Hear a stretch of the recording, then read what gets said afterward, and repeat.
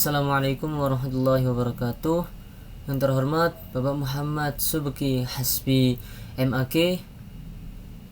Saya Fairusik Bardi Kurnia dari kelas PTIP mata kuliah Agama Islam ingin memaparkan sebuah PPT yang berjudul Membangun Etika Politik dan Nasionalisme Berdasarkan Nilai Islam. Baik, untuk selanjutnya yaitu pengertian tentang etika politik dalam Islam.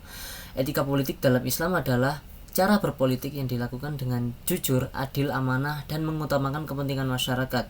Politik dalam Islam bukan hanya soal kekuasaan, tapi juga tanggung jawab untuk menciptakan kesejahteraan dan menjaga persatuan bangsa. Selanjutnya yaitu apa itu nasionalisme?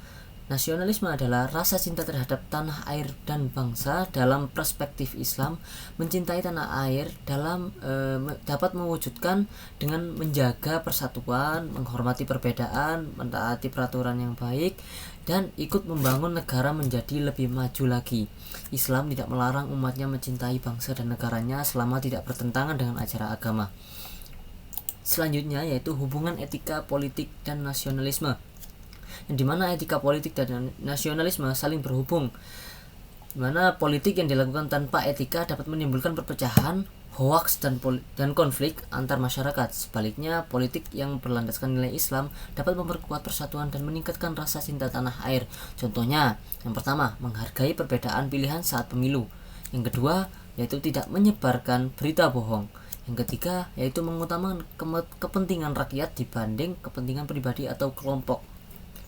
Untuk selanjutnya yaitu contoh kasus dari penyebaran hoaks saat pemilu di tahun lalu. Ini saya bacakan dulu beritanya, yaitu dari Bawaslu temukan 126 dugaan pelanggaran konten cyber selama masa kampanye pemilu. Lalu untuk di sini juga data KPU hasil pemilu 2024 sudah ada.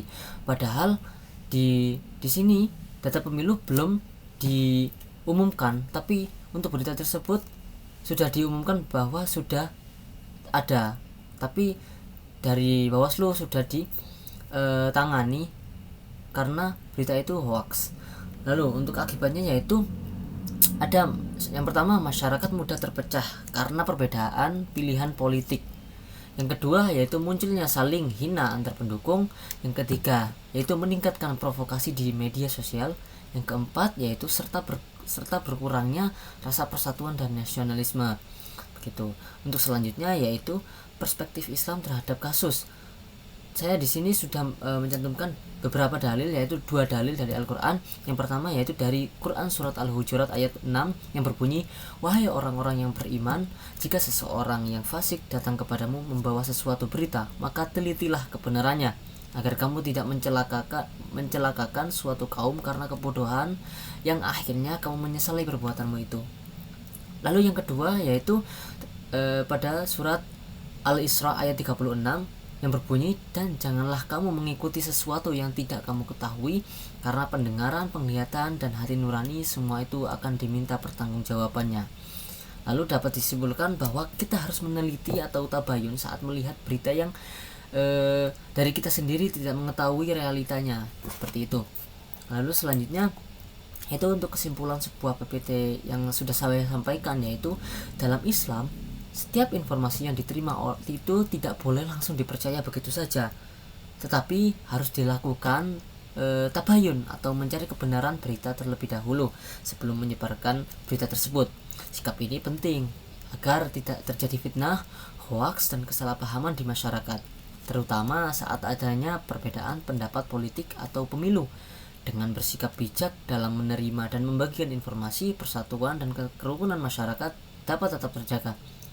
Mungkin dari saya hanya itu. Mohon maaf apabila terdapat salah kata dan perbuatan. Wabillahi taufiq wal hidayah, waridha wal inayah. Wassalamualaikum warahmatullahi wabarakatuh.